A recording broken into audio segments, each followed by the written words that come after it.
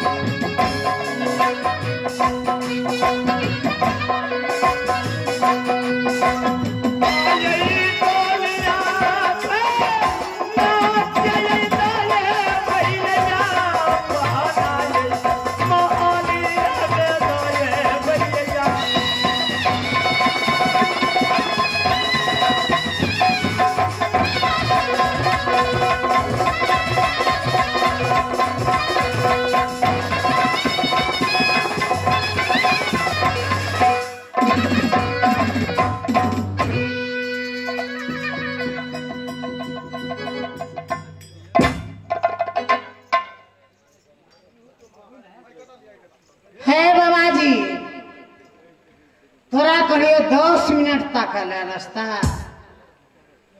कि 2 मिनट में भागल चोर छे बाबा सीताराम। हाँ केकर सीताराम है बाबा जी? अहाँ प्रत्येक बात में सीताराम सीताराम सीताराम अहाँ के हो?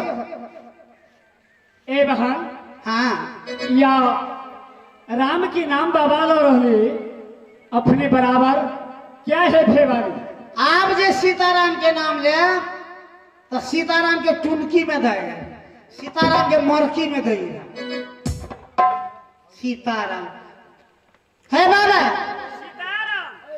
तोरा मिल गेबे के लिए तहू कह भागले जाए तब पाई द तब तू चल जा। ए बहन तू साइड में थोड़ा आवा।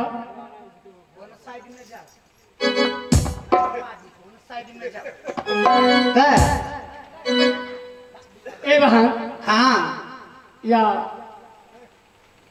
मास्टर साहब कहीं चाप पे भी छथे कहीं हमारे बात सुन लिया।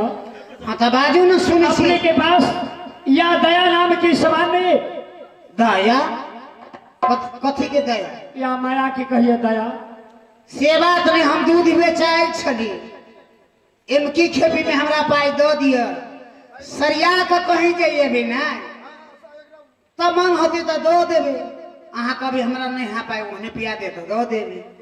आई तो मोला के छीन लेने पाई तो दिए पड़ल।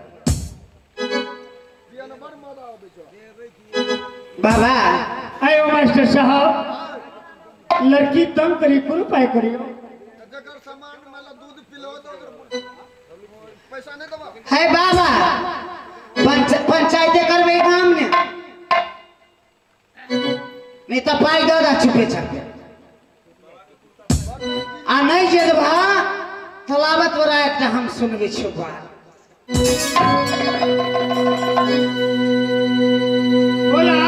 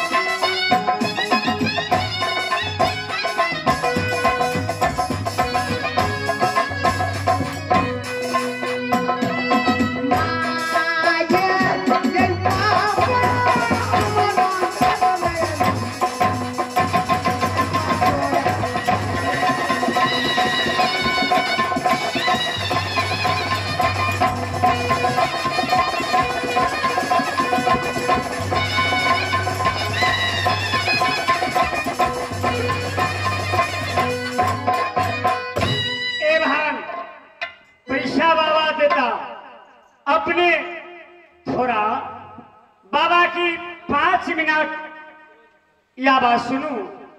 हमेशा बाबा राम के नाम रो रहे अपने हेफे वाली या बाबा की थोड़ा बात बुझाओ। ऐ संसार में या जे चीज नेत्र से देखा रहे या नसबानी ना सके महान महान लाख को कोनो ढंग से ना पाई दादा। पैसा बाबा देवे करो थोड़ा बाबा की आवाज सुनो। महान जग में सुंदर है दो नाम। अलग से बात करा। तोरा देह में भीड़ गिरे तो छुआ गेला। राम राम बाबा की देह में भीड़ पड़िया तना धीरे के लिए तो की भेला आदमी तो हूँ आदमी हम हूँ छी तो छुआ गेला छुआ गेला तो पैदा डाल के समझाई छी। ए लड़की जग में सुंदर है दो नाम चाहे कृष्ण कहो या राम। बाबा पैसा दे देता बाबा की आवाज सुना। ये बच्चे दिन ना